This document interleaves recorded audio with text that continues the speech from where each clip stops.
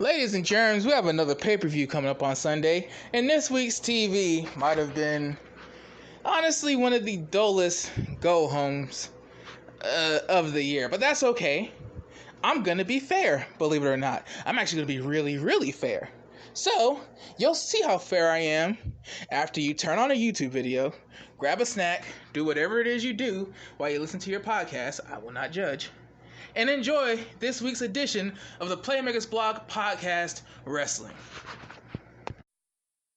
Ladies and gentlemen, boys and girls, sometimes you have to realize that big executive changes are a jog and not a sprint.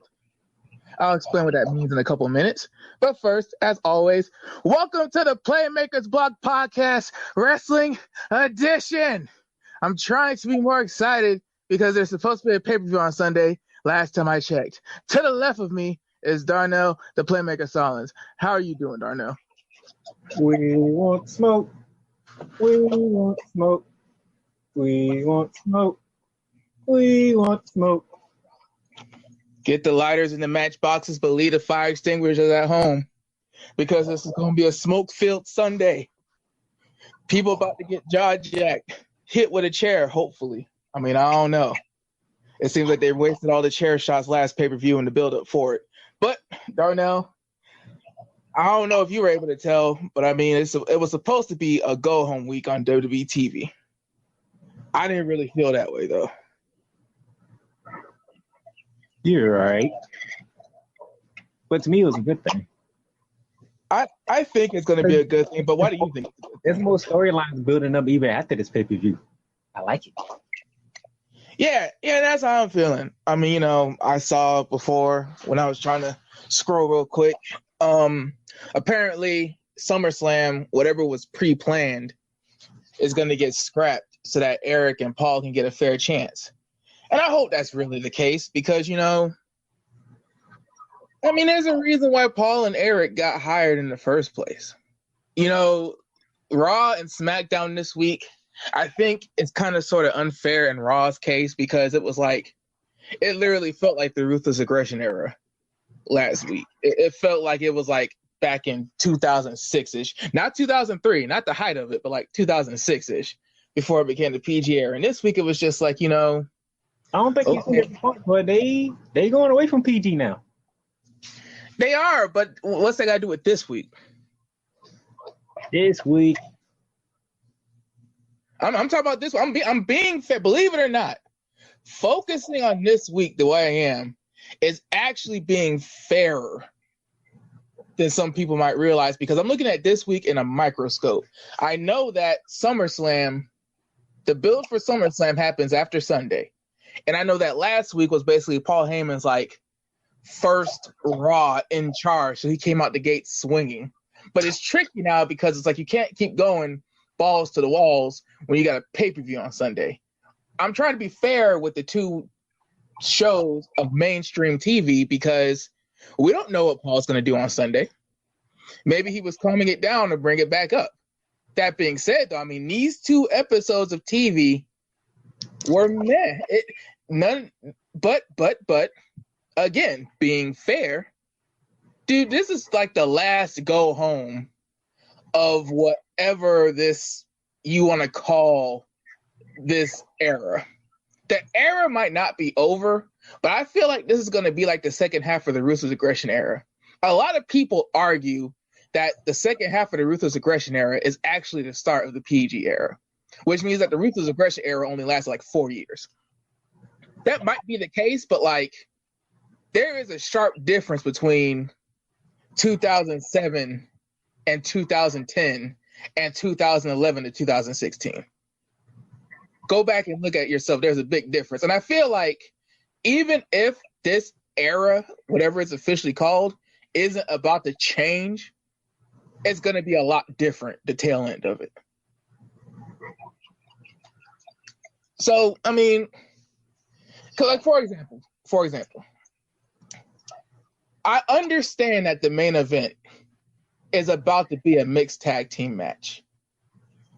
But we opened up with a mixed tag team match with the people who are going to be in the main event on Sunday for Raw. I'm saying for Raw as if the brand split even matters anymore, but you understand what I'm trying to say. Why is the first time we see Andrade in a while in this way, and why when both of these championships are on the line, we're getting this match out the way? How on TV are you putting a mixed tag team match where exactly where it's supposed to be, but on Sunday you're going to put it in the main event and make both championships available? If this is your main event, this is your main event. If Seth Rollins is your Universal Champion, he's your Universal Champion. But this is the stuff that we've been talking about. Now you're going to force a mixed tag team match. You're going to force us to wait 2.5 hours for a mixed tag team match when you basically keep giving it away in the undercard and mid-card of Raw. That's something I don't really like because it's like, how am I supposed to get up for that? Okay. So, but look at what's the main event of Raw though. That other guy who we were looking for actually showed up. Actually showed up on both shows, surprisingly. Yeah, I mean that was odd too. As far as a go home week goes, like let's just be fair. Let's be real. A go home week.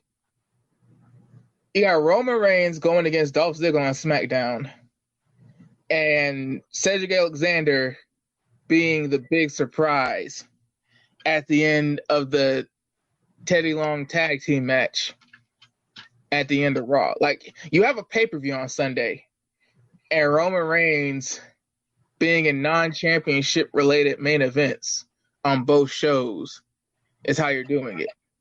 I don't like it because it's like, okay, for the past 2 weeks, a championship has been defended in the main event of Raw. And for SmackDown, I think it was either world or tag title related both weeks on SmackDown. Either way, there was like a significant thing. There wasn't like non-championship ramifications that were main eventing for the past 2 weeks on TV. And then going into a pay-per-view, the week Roman Reigns wins the ESPY, he's in the main event twice.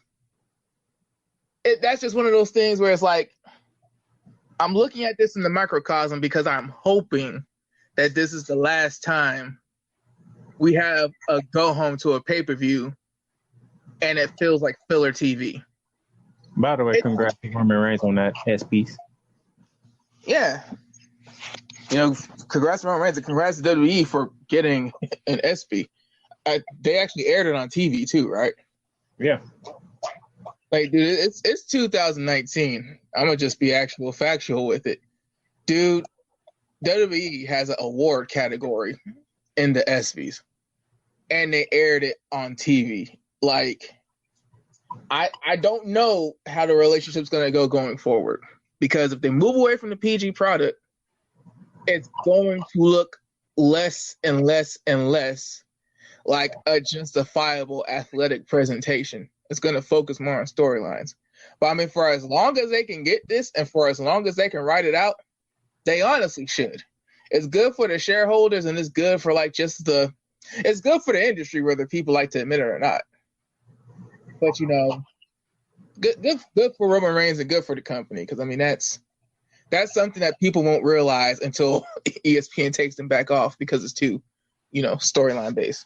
But I don't think they might have known. They might have been able to look at the votes and be like, "Oh, Roman might win," but I don't think they put Roman in the main events solely because they thought he was going to win the ESPY. No, they put Roman in the main event because look at the match that he got. Yeah. It would be nice to see the dead man up here in one of the shows. Just for a split second, That's the thing, though. It's like it. So my thing is just whoever goes last on the card is the main event. They are the main eventer. Whatever you want to say, whatever you want to do, that's how you make yourself feel good. That's how you spin it. But dude, Roman Reigns main evented a WrestleMania against The Undertaker a couple years back. The women's championships main evented this past WrestleMania. Like, don't cry and bitch and try to spin it if you didn't go on last, because that's you. That's something that you did. Becky Lynch wasn't doing nothing in 2016. Roman Reigns literally had medical leave. So, but the point of the matter is, like, if Undertaker and Roman Reigns end up going on last because it's Undertaker, I'll get it.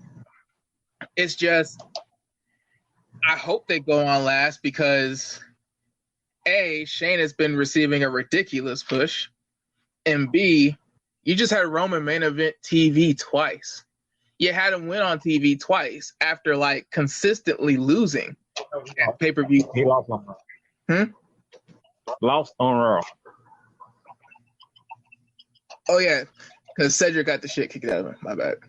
But he didn't lose. Cedric lost. It goes down as an L, but as far as how Roman Reigns has been like losing, Cedric lost. But your point is valid. Thank you for the correction. So like, he doesn't get pinned finally, and then he beats Dolph on SmackDown, which at this point again is like, God bless Dolph for taking the money and securing his financial future. I ain't gonna hate on it. It's just damn. You know, since we talking about this, let's go ahead and throw Kevin Owens in here. Mm-hmm. Because Kevin Owens was going to be the one main event in SmackDown. Mm-hmm. Against Dolph Ziggler, in which Dolph Ziggler keep his spot in the main event. Mm-hmm. Kevin Owens pipe bomb and then stuns McMahon. Mm-hmm. So is Shane part of another feud?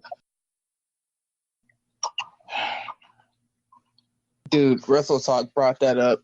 I think Shane McMahon is involved with like 7 different wrestlers at this point. The Revival, that's 2.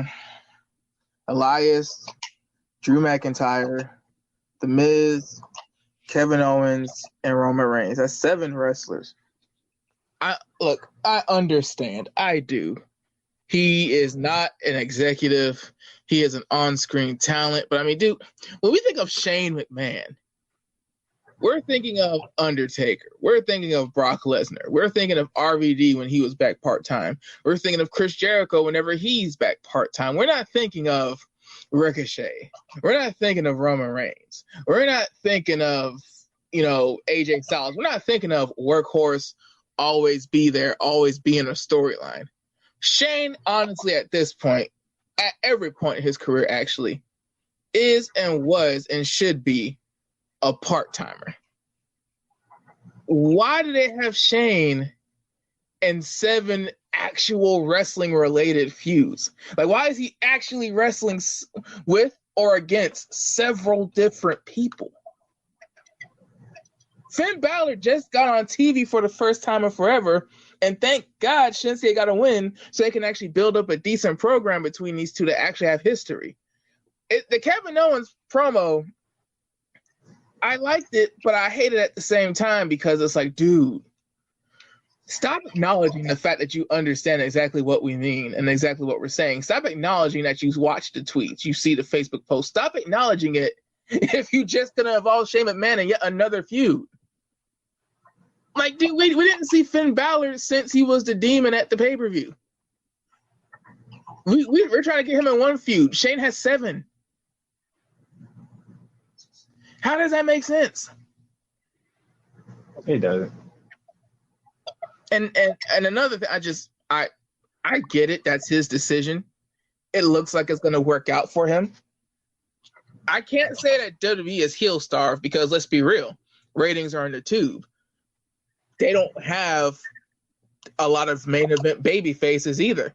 I think that's why they're trying so hard to have Becky Lynch be in a scenario like this. This isn't for Seth. This is for Becky.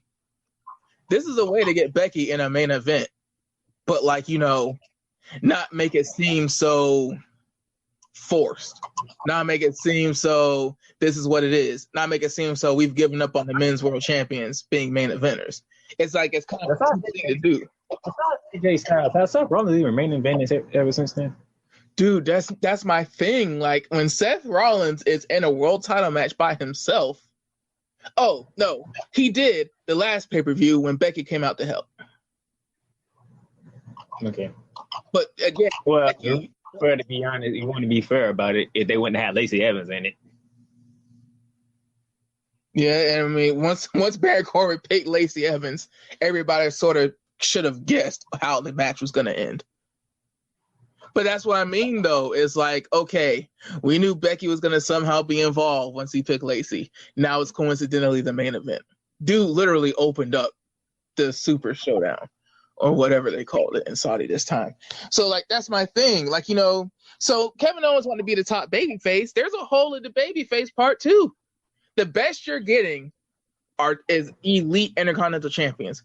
If Kofi loses the belt, he is immediately a top-level Intercontinental title contender. He should wipe the floor with a Finn or a Shinsuke if Shinsuke were to win it. He should win it easy.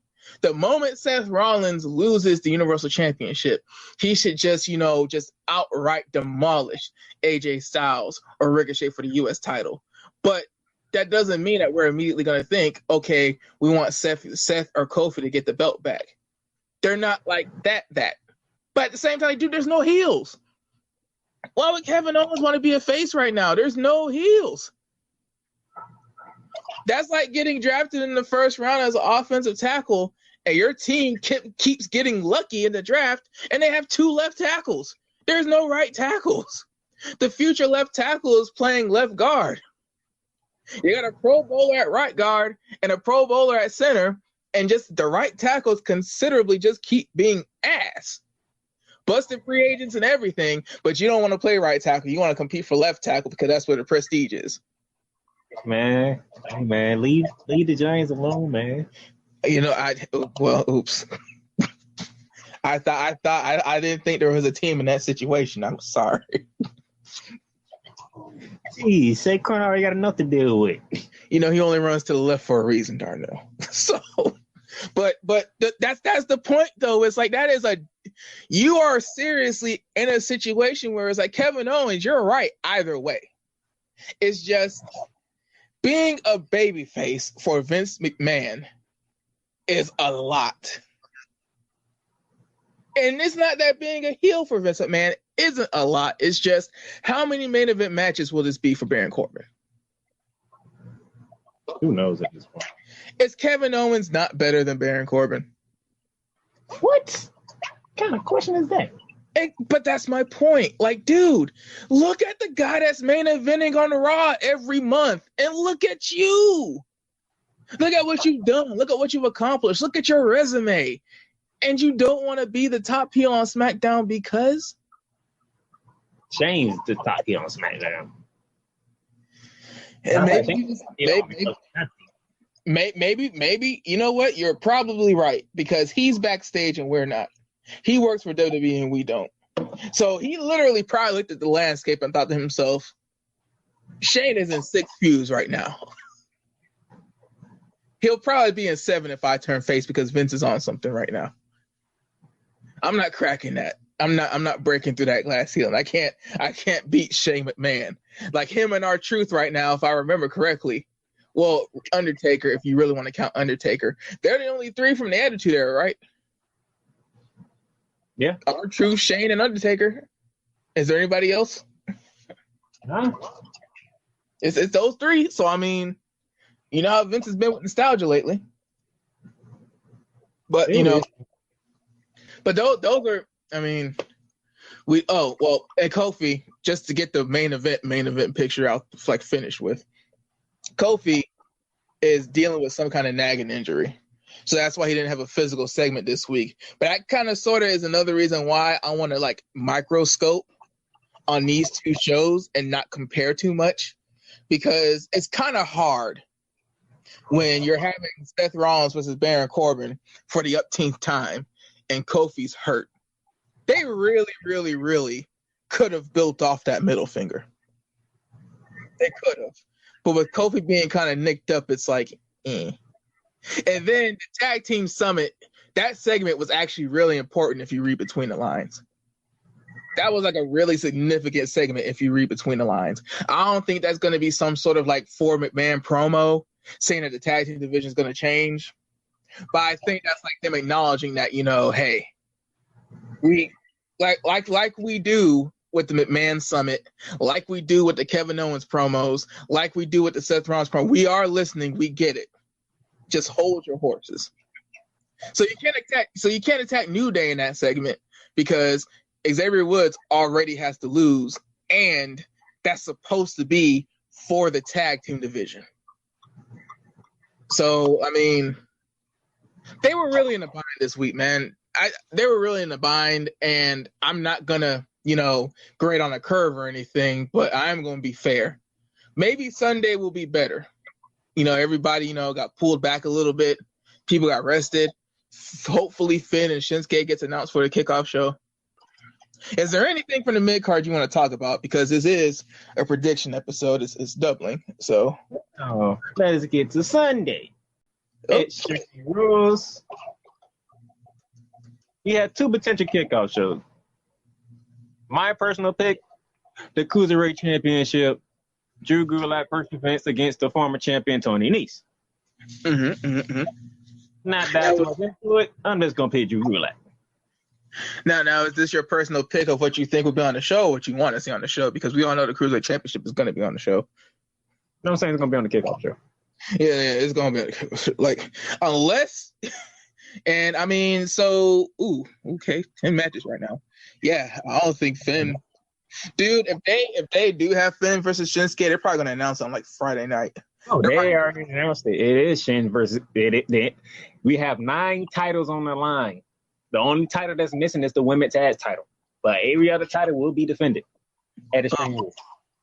Oh snap! Wikipedia didn't update, so they just announced it. Then did they just announce it? I don't know when they announced it, but as I was getting ready for the show, I said, "Oh, so the only title missing is the women's tag title," and I was looking forward to that because that's not going to be on the show. I used to slap the hell out of one of the champions. I mean, I don't even know why they had that little promo between Kabuki Warriors and the Iconics, the go home show before a pay-per-view. Like, I guess. But anyway, I'm picking Drew Gulak. Yeah, I'm picking Drew Gulak too. A, it's a rematch. B, like, he's had matches obviously since, but dude, like, this is gonna be that get out my way win.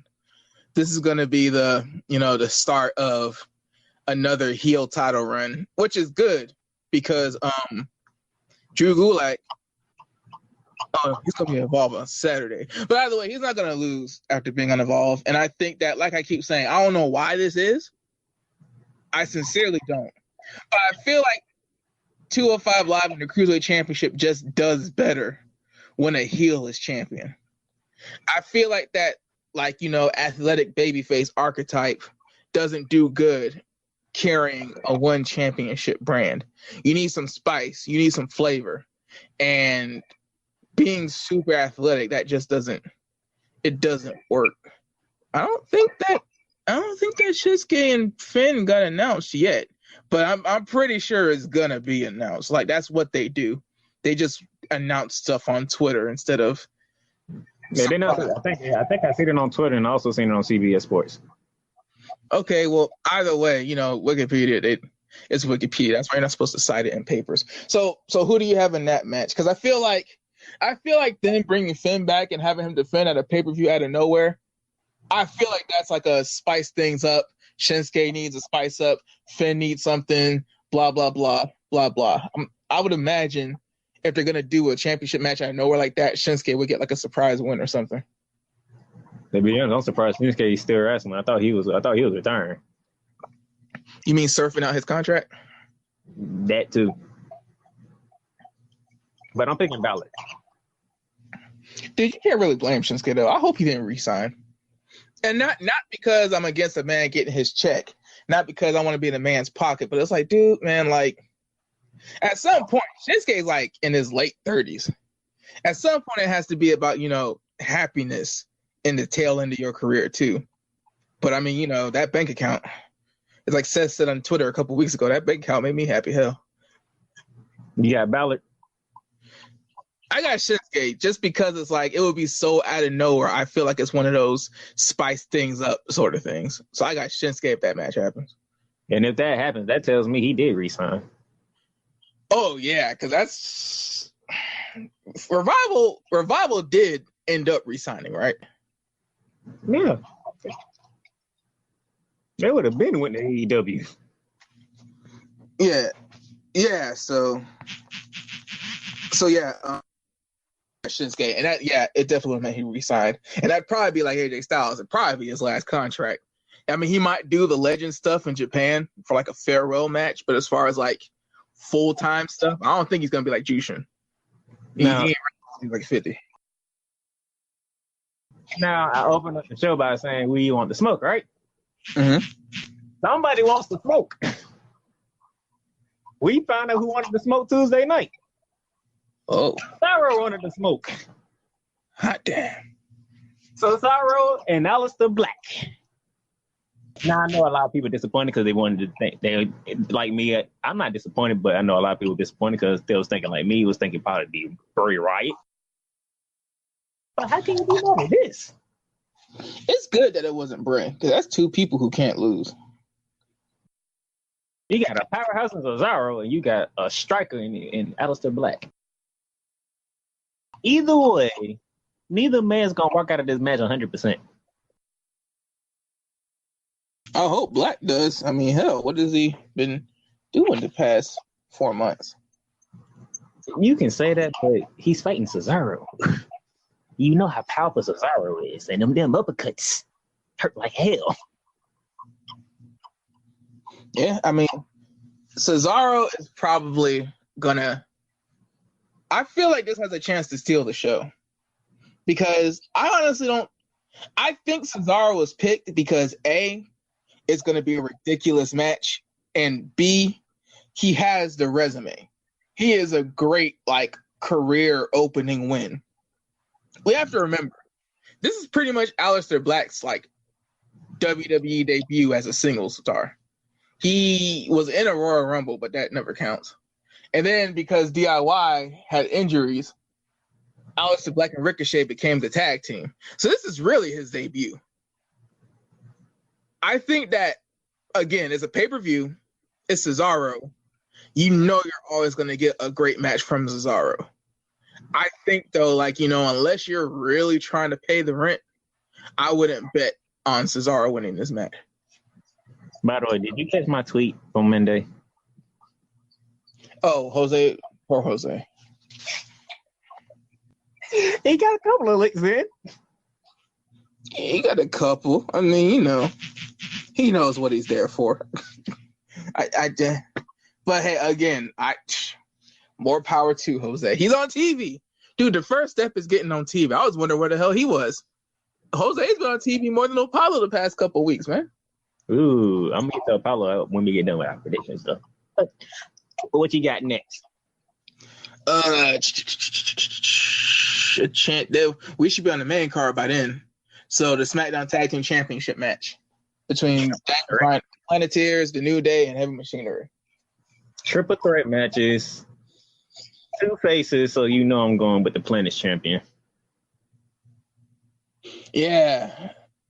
I mean, I feel like Daniel Bryan, especially with the dynamics of their tag team, Rowan being the silent enforcer, I really do hope, because you know me and my tag team wrestling, I really do hope that Daniel Bryan, being the elite guy he is in the WWE pecking order, I hope they're using him to get more attention and heat on the tag team division. I hope they're having him with his singles credibility be the guy to say it's just everything he's doing so far, because that's what he was supposed to do with the Intercontinental title before he got hurt. And I just hope, because he's at the stage of his career where it's that's kind of sort of what he's supposed to be doing. Yeah, he could be main eventing every so often. He's supposed to be elevating something at this point in his career. And I think just the fact that they got the whole Shawn Michaels and Diesel dynamic, the fact that they have a main eventer holding a championship and being pissed that the championship isn't featured more, I think it's going to have a Miz effect. I think, like, before it's all said and done, if they keep Daniel Bryan in the tag team division for maybe 2 or 3 championships, I think it'll be a lot better when he goes back to singles than when he got there. Because right now the singles division is pretty busy. That being said, you're right. Like, Daniel Bryan and Rowan are definitely going to win because I think there's a bigger thing here that goes past this match. All right. So I got to put you on the spot. Uh-huh. Raw tag team titles. Revival, Usos. Probably Usos. I mean, dude, God bless them if they did resign. God bless them if they did resign, but I mean, dude, they're still losing on TV. Or they're not wrestling on TV, they're just doing promos. I mean, they got a new shirt. Shirt looks cool, by the way. I like the faded look. Makes it look old as hell. Which they're supposed to, because they're supposed to wrestle old as hell. But I mean, let's just be real.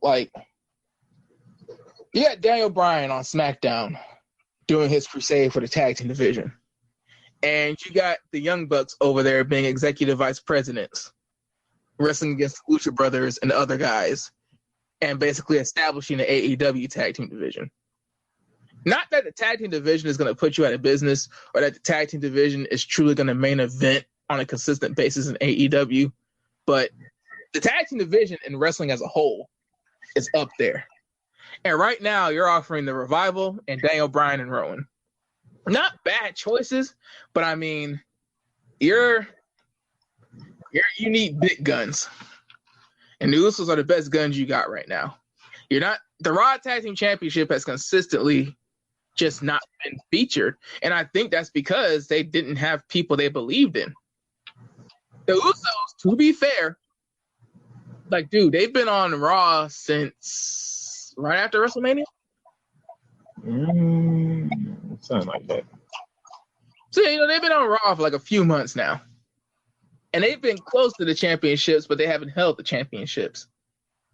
They've let the division breathe. They've let dudes have a chance. Maybe the Revival gets that legitimate win, but if they're not on TV, what does it matter? The Usos are going to have the belts on TV, and the Usos are going to give prominence to the belts. Because you also got to remember, Darnell, after SummerSlam, which is only going to be a few weeks away, what is the next thing you have to build towards? What could you accept something? Well, go ahead and get to the next match. Oh, okay, yeah. So, all right. So I got Usos. Who do you pick? You know who I'm picking. Very cool. Again, unless you're trying to pay the rent, please don't bet on the Revival.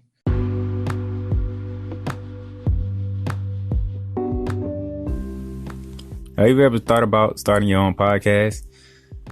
It's a long process. It's a hard, thought-out process. Yeah, I know. I was there. From March of this year, thinking about how I'm going to do this, doing all my research, trying to get everything right. What platforms can we use and how we going to record it and how we going to make it sound good and make it all this happen. And then I came upon Anchor. The Anchor app on my phone, the easiest choice I could ever make to do a podcast. It's free to use. You don't got to pay for nothing. You can record episodes whenever you're ready. You can edit it and then you can release them when you want to. And you don't have to worry about trying to figure out how you're going to distribute it on other platforms because Anchor has partnerships with Spotify, Stitcher, Google Podcasts, Apple Podcasts, Breaker, Castbox, Pocket Cast, whatever you name it. Because the Playmakers Wild podcast is the podcast that I use. We're on all them platforms. We're on 9 platforms just by using the Anchor app. So pretty much all the questions that you have questions about doing a podcast, go to the Anchor app or go to the Anchor website, anchor.fm.com, and just search through it, ask questions. Because I tell you, a free app that does all this, there's nothing more you can ask for. I even got friends, they doing their podcast on the Anchor app. Faith Talk, you might have heard of it because it's very good. And it's great that it's an app like this, it's a website like this that makes it easier for people to do podcasts and do what they love best, talking about the things that they love to talk about. So give Anchor a try. See how much you like it. We'll love to hear your podcast.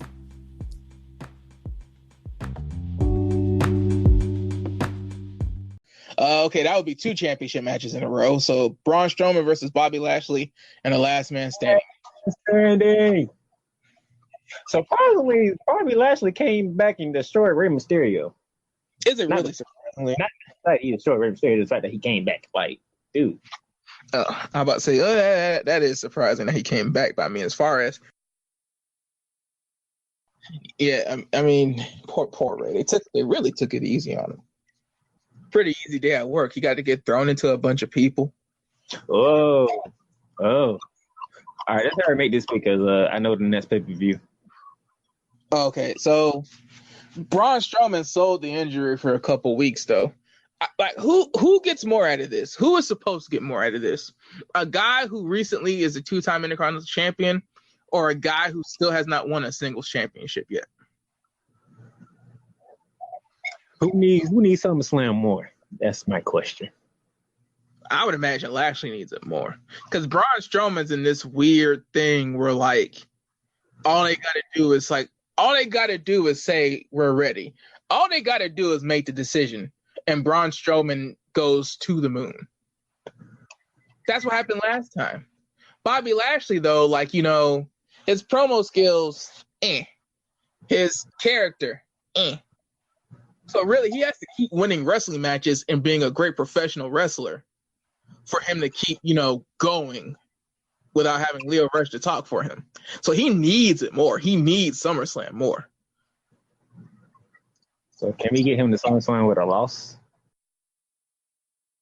They're gonna have to, because I don't see how Braun Strowman being off TV for a couple weeks doesn't mean that he's not gonna win. I feel like they wouldn't have done that if it was going to be like, you know, a 50-50 chance.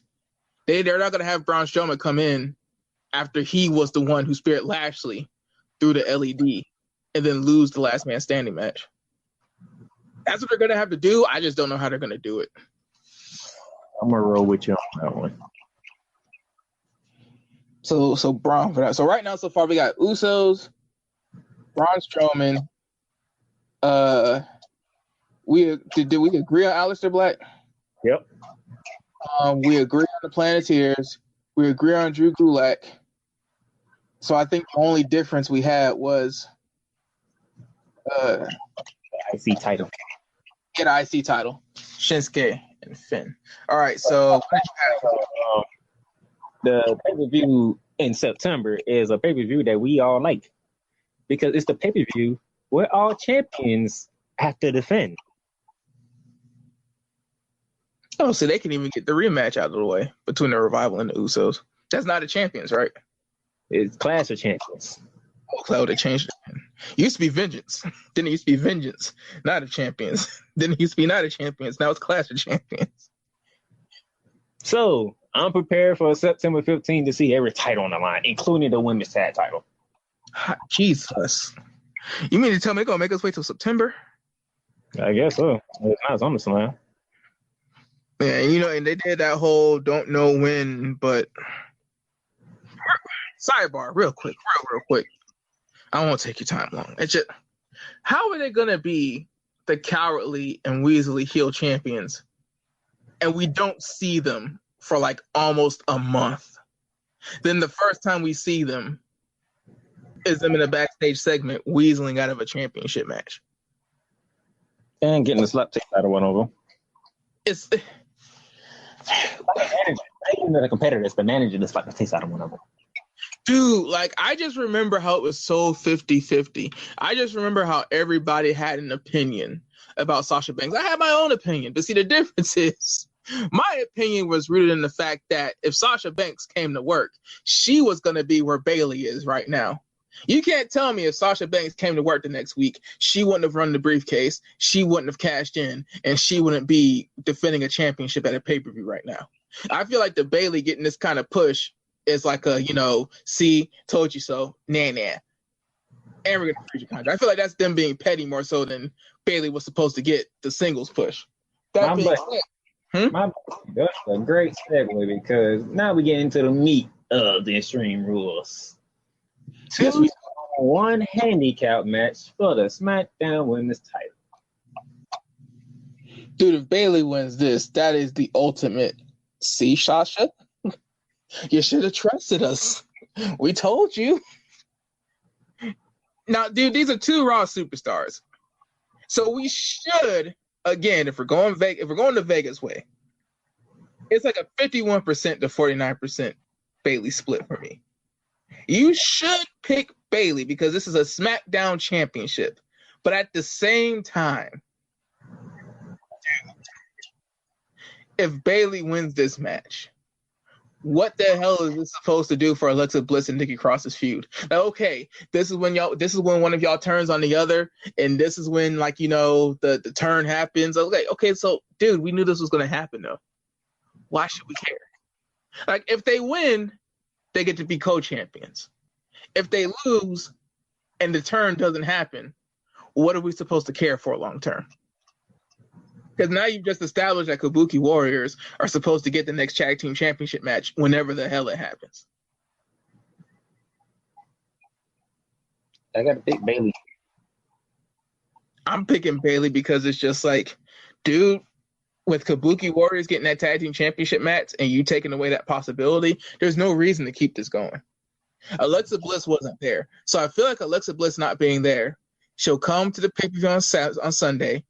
She'll be passive aggressive because she wanted the match and she wanted like a street fight or, like, you know, last woman standing or something that could give her the advantage to where she wouldn't have to follow the rules. Not Nikki wants to, you know, help me and be my friend and be coach. She didn't want that. So she's already going to be walking in passive aggressive. Hopefully Bayley winning will just, like, you know, finally get this where it's supposed to go. So we agree on that. But dude, again, like, if Bayley wins a handicap championship match, at this point, I don't know why Sasha will come back. All right. 4 matches to go. Where you want to go next? At this point, let's see. Looking at the matches that are left, I feel like a world title. They're not going to do the world titles back to back. So, which world title do you think is going to go first? That means Kofi Kingston and Samoa Joe. Mm-hmm. I really hate that, you know, they didn't have Samoa Joe do something this week. Like I said, I understand it, but Kofi giving him the finger and Joe saying that everybody will be safe until Extreme Rules if you shake my hand, and then everybody being safe until Extreme Rules after Kofi did not shake his hand. That kind of sort of, you know. The run. Mm-hmm. What'd you say? I said the run continues. Yeah. But the feud does not end.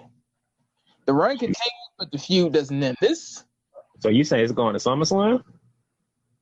Yeah, because, I mean, dude, okay, so Shane right now is in legitimate feuds with 3 people. How is he going to free himself from those 3 people to, A, get a WWE title match, and B, be in the WWE Championship match and not have shenanigans happen? That's something to think about. That's something to think about for a week. Yeah. So, you know, going to SummerSlam, because remember, Night of Champions, Kofi's going to have to defend again anyway. He always defends, but we know Night of Champions is right after SummerSlam. That'll probably be a fresh feud unless Samoa Joe is the one. Because feuding with Shane McMahon all the way to WrestleMania is not going to be a good look for him or Roman Reigns. That ain't a good look at all. Interesting. United States Championship. Ricochet versus AJ Styles. I'm going AJ because it's the pay-per-view. Like, you know, Ricochet got lucky with the rope break. Ricochet beat AJ straight up the week before. I think that's when the turn happened. Yeah, that's when the turn happened. So you've had the main event or being significant matches 2 straight weeks in a row. The club has been back for 2 weeks. It would be classic WWE fashion to do it, especially knowing that Paul Heyman is very high on Ricochet. But even with AJ Styles being a heel now, AJ Styles ain't going to be the one to uncrown Seth Rollins, which means that AJ Styles needs to win a championship. Now, there's nothing wrong with Ricochet being a two-time champion. There's nothing wrong with him becoming a two-time champion fairly quickly. But dude, AJ Styles and the club, like, they got to win at this pay-per-view. This match, we're predicting this match to be late in the card. So we're predicting this match to be one of the matches that truly matter. Dude, AJ has to win this. Like, his heel turn has already been great, but this is the win that's going to be like, he ain't coming back. Not for a while. You know how I feel about AJ Styles. You know how I feel about Ricochet. Mm-hmm. This is tough. One thing you also got to remember, it's been a while since AJ Styles has held a championship. Yeah. Ricochet only had a title for what, going on a month? Yeah, but look at what Ricochet was doing before he won the title. It wasn't like that made him like super legit. That's true. He beat Samoa Joe for the title. And even then, it made it seem like it was a shock win. It was. Because ain't nobody believed that was happening. Because of what they did before the match.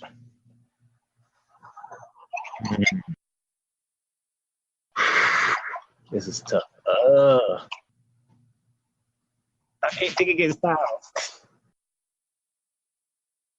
It's been real. It's been like since, I want to say,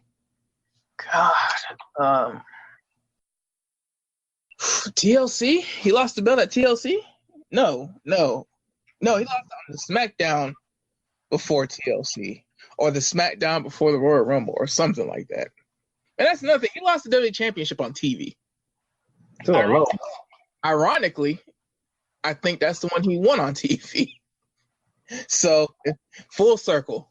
But I mean, it's been a while since AJ's had it. Ricochet right now, just because Paul Heyman is high on him, doesn't mean that losing the United States Championship means that, back to Ricochet being lost in the shuffle, blah, blah, blah.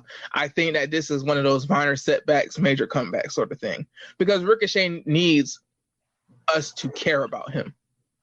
I mean, y'all just thinking that we just agree on everything. Y'all, if y'all been listening to the show, y'all would know how much I love AJ Styles. Yeah, dude. Like, it's very high up there. But yeah, AJ Styles is like my favorite wrestler of this era. We got 2 matches left, sir. Oh, God. Do they really put Shane and the Undertaker on last? Saudi Arabia, I can understand because you're trying to make some people happy. You're trying to get that bag. It's really non-canon. It's like taking tag tournament. It counts, but it doesn't. You know what we're not thinking right now? Because I just thought about it. What? Because you were saying Paul Heyman's name like a zillion times and you just now hitting me. Oh, he can't do a promo on Raw. Mm-hmm. So, does the WWE title be at the halfway mark of the show? Because there's somebody who could be there that is also significant in all of this. Then, at the end of the show, the mixed tag team match. Because of that same person. It's tricky because if he's... The whole thing, if he were to cash in on Kofi, would you do that before you switch to Fox? Would you really give up that piece? Would you really give up that surprise, that ace in the hole, if you're at the end of the day going to have him cash in for the WWE Championship before you get the Fox? Me personally, I think it's going to happen at SummerSlam. If it happens at SummerSlam, it's going to be against Seth. I feel like for them to have him cash in on Kofi and not do it on Fox, that's but what I'm saying is the illusion of him possibly raise the stakes a little bit more if they put the mixed tag team match last. Oh yeah, most def, because everybody's going to be tired. It's an Extreme Rules match. It's winner take all. That's probably going to go on. I mean, that'll probably go on last in that case. So it's probably going to go for a good 20, 25 minutes. You're going to see stuff happen. And I mean, let's just be real. Like, I mean, I understand what they're doing with Becky Lynch. Becky Lynch was just on the cover of ESPN magazine with the Star of Glow. The women. That was Charlotte. I thought that was Charlotte. No, that wasn't Charlotte. It wasn't Charlotte. It was one that. No, it was Becky Lynch and the Star of Glow. It wasn't another WWE diva. So, but I mean, I understand everything that's going on, but dude, if Brock tries to cash in and Becky Lynch were to intervene in any way, just hang it up. Hang it up. Dude, even if she pulls Seth out the ring and saves him that way, hang it up. Kiss it bye-bye. Because, dude, if Brock Lesnar were to, like, attempt to cash in after the winner-take-all match,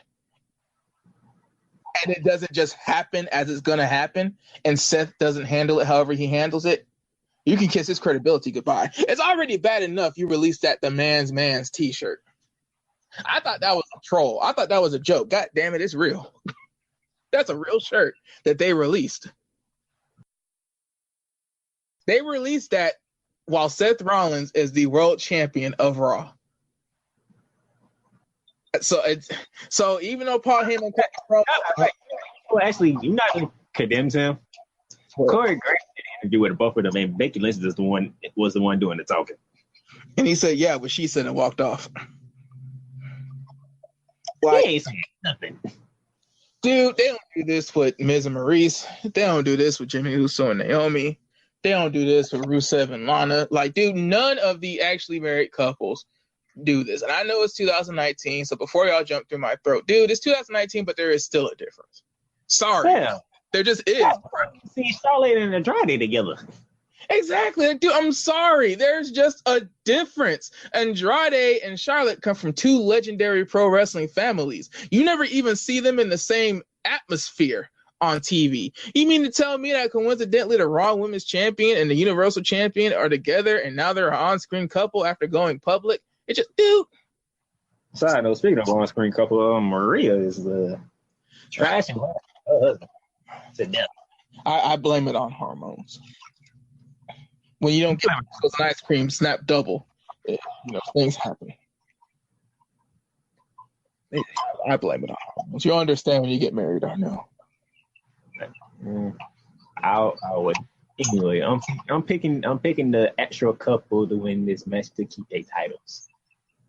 Yeah, because I mean, it's like you said. Hey, first of all, like them saying that if they lose, this is it. Praise God. That has to. You're basically saying like, okay, do you really, really think that Baron Corbin's going to win a Universal title? Lacey Evans is irrelevant. That's a wash. Do you really think Baron Corbin is going to win the Universal Championship? If you say yes with a straight face, God bless you. Please bet on it. Pay your rent this month. I would say this. Place square in the draw. Oh yeah, but I think it was the tightness of the skirt. she couldn't get her footing. I think she leaned into it too much. Oh, you couldn't play that one. That was on the plane. She hit that sweet shin music because her skirt was too tight and then kind of got off balance. It happens. It's not ballet. But yeah, I mean, I don't know, dude. I think Brock on this pay-per-view, it has to end with Seth losing because I just don't see how in July you cash in on Kofi when you have the premiere on Fox all the way in August. You just had your first SB. And it was televised. Why would you waste Brock cashing in on Kofi in July?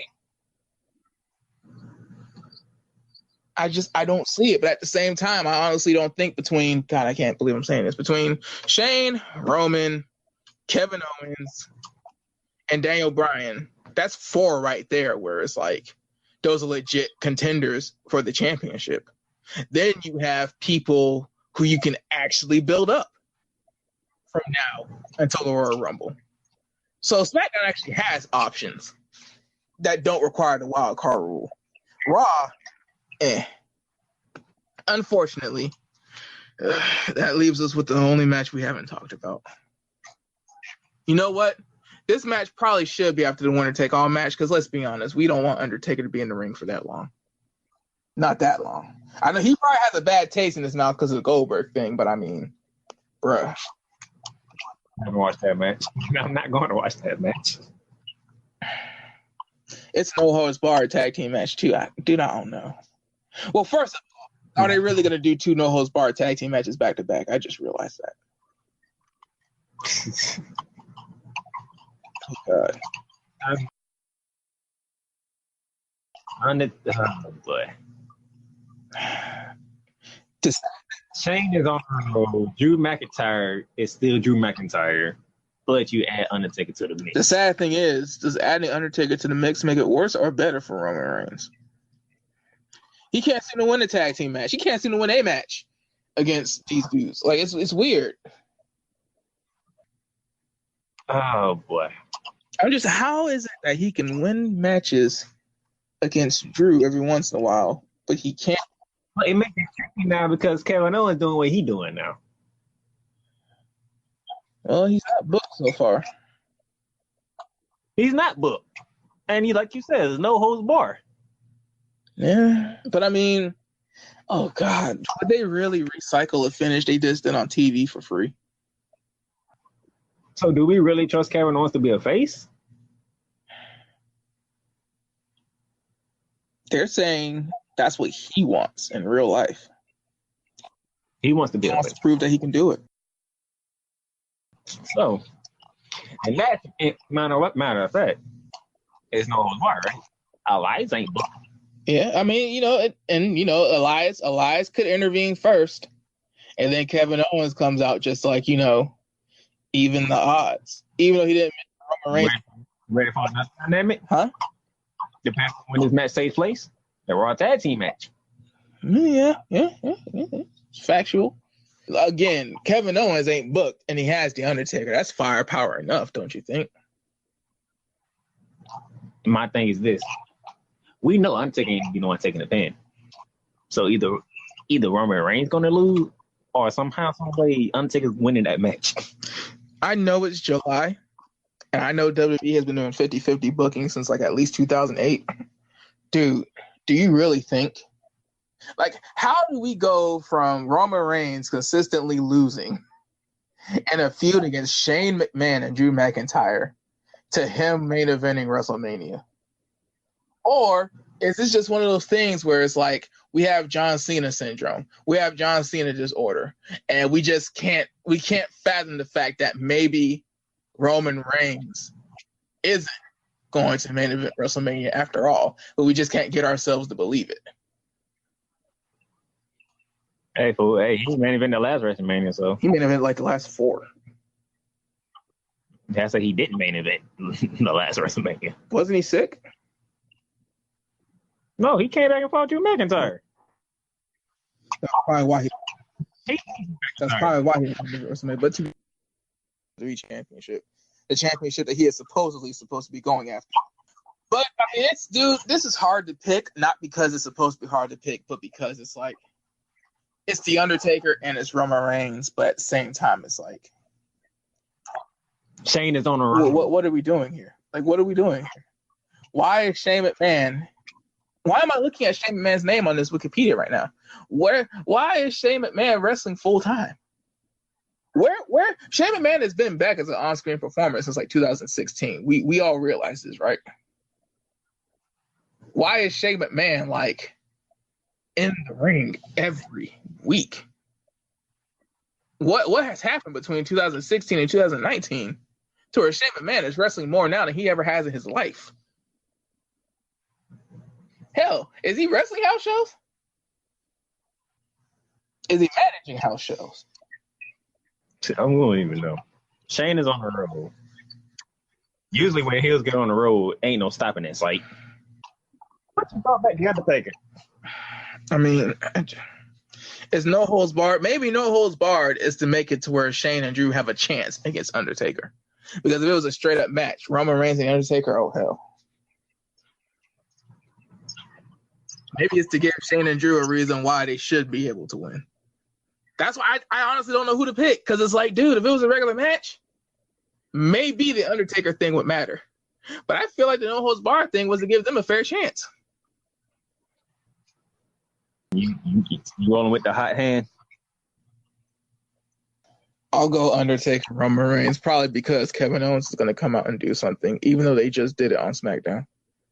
I'll go Undertaker, Roman Reigns. I'm going Taker, man. I don't pick against Taker. Vince better not have Taker lose this match, even if Roman's the one that takes the pin. I don't bet against the dead, man. I don't care. That's just me. It's like people say you don't bet against Tom Brady. I don't bet against the dead, man. All right, so the only disagreement we have is pretty much Shinsuke Finn, if it even happens. Yep. Well, I mean, that'll tie break if it does happen. And like I said, dude, they're either gonna just do it to do it out of nowhere on Sunday, or they're gonna announce it like at some random time when nobody's paying attention on Twitter. That's just what they like to do now. I mean, CBS Sports got it on there, so I ain't gonna question CBS Sports. Yeah, if they said it, that might be on their Twitter because they went ahead and told CBS Sports. So, Street Profits victorious on NXT. Mm-hmm.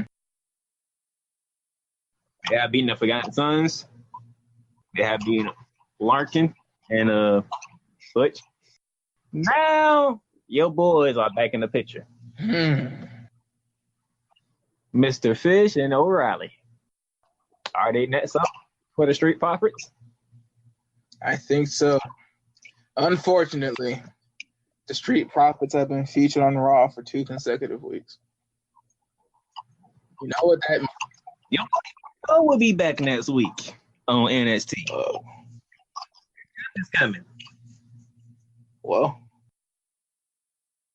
man, they said he was going to defend his title, but I'm really thinking, like, are you really going to defend your title, or are you just going because you a heel? So, I really don't trust that. Yeah, and defend can mean anything. He can go up against anybody in the Performance Center. He can probably say, you ain't ready to have a match with me for the title. Yeah, he could be that guy. That's what I think he's going to be. Which, again, is it so wrong to have that guy? Is it so wrong to protect your interest? Those are his that actually get the heat. Yeah, I mean, dude, you're the second ever Triple Crown champion. You need to, you're not just anybody out here. Like, dude, when we gonna see you defend your title? When I feel like it. Like, dude, there's only 2 of us. And last time I checked, I'm the only one on TV right now. So, but dude. And Apollo Crews will be on NXT next week. That says so much and so little. To take on the Japanese dude. Kushida. Yeah. He'll lose, but that's okay. I mean, they star up, obviously. Yeah, Apollo doing what needs to be done. Man, he beat the Cruiserweight champion before he became Cruiserweight champion. He beat Cassius Ohno, now he's going to beat Apollo Crews. Hey. 3 people from 3 different brands. Hey. That's what you have to do. Kushida, man, like, I understand why he's in NXT, but then again, I don't understand why he's in NXT. Akira Tozawa's mic skills ain't that hot.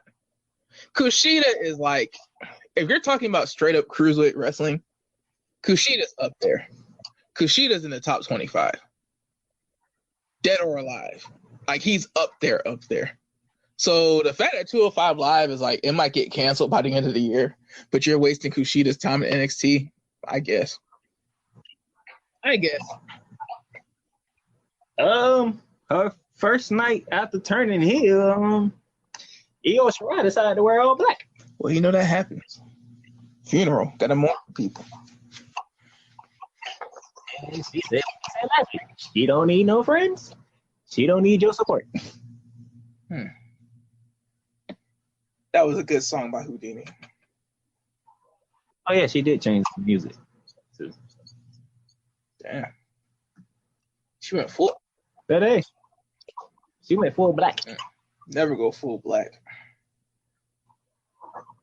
The entrance was black, the screen black with white letters. Yeah, she went full black. Damn. She went there. Good for her. Sometimes you gotta stop caring about what the fans think and get you some gold. Win you some money. Your boy Velveteen Dream did a little press conference. Well, now we know his next feud is going to be with another one of your favorites. That'll be Roderick Strong. So the whole crew. Wow, damn, they really about to. In August, it's going to look very good. They were serious. Hey, man. I catch it and I can try to catch it, and I can see it. Take over. Could be undisputed era. It is quite possible. Quite possible. Real quick, what do you think of Damian Priest?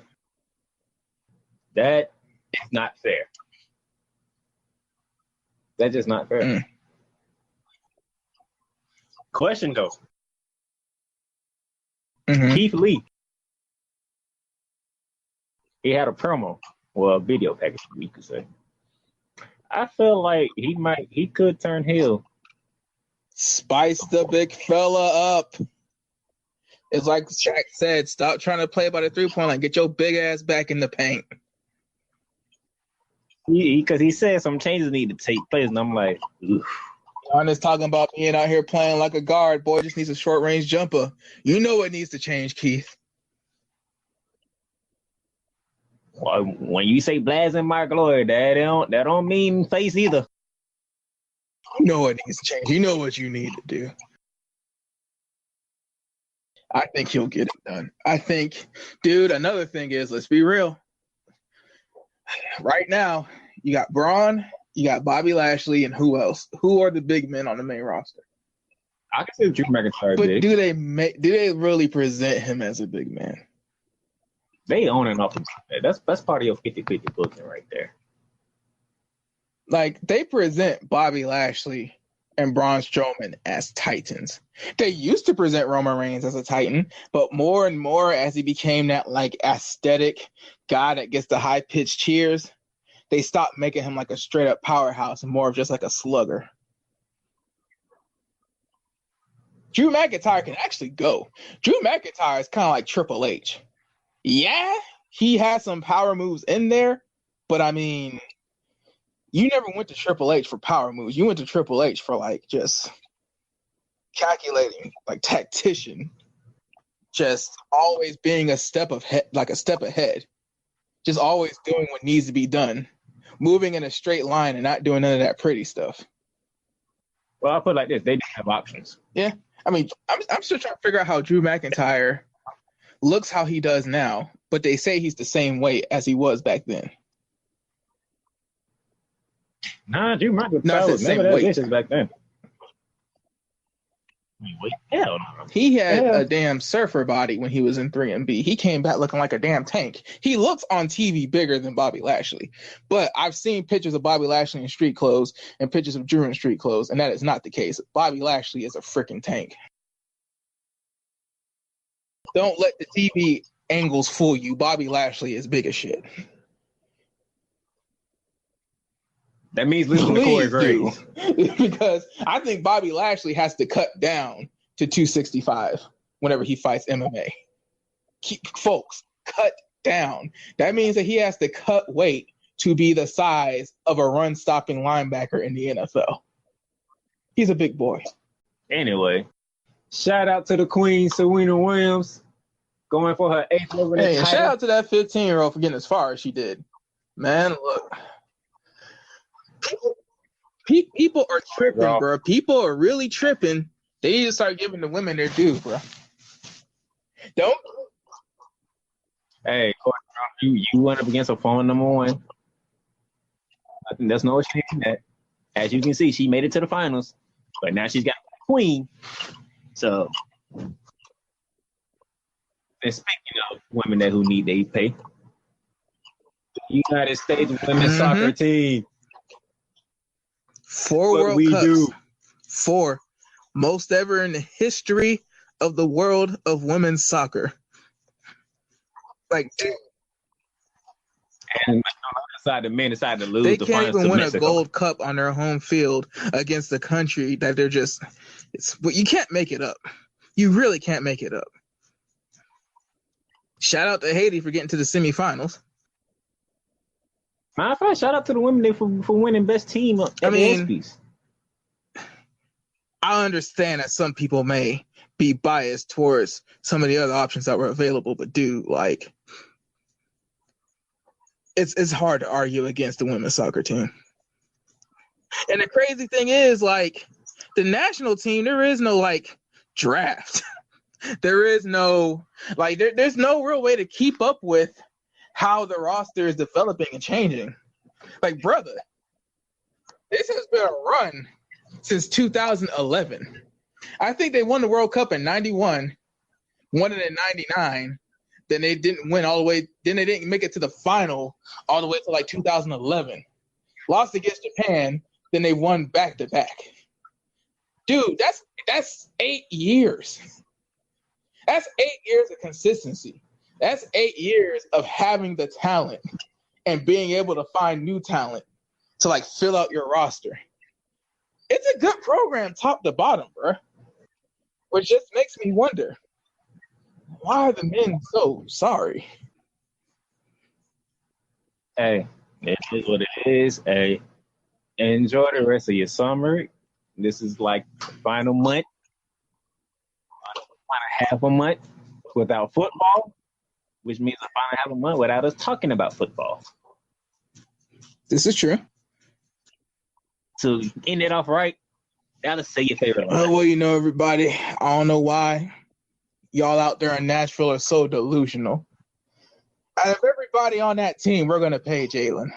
So, you know, get it out your head, get it out your brain. He may be from Nashville, but he's going to be smoking y'all for the next 20 years.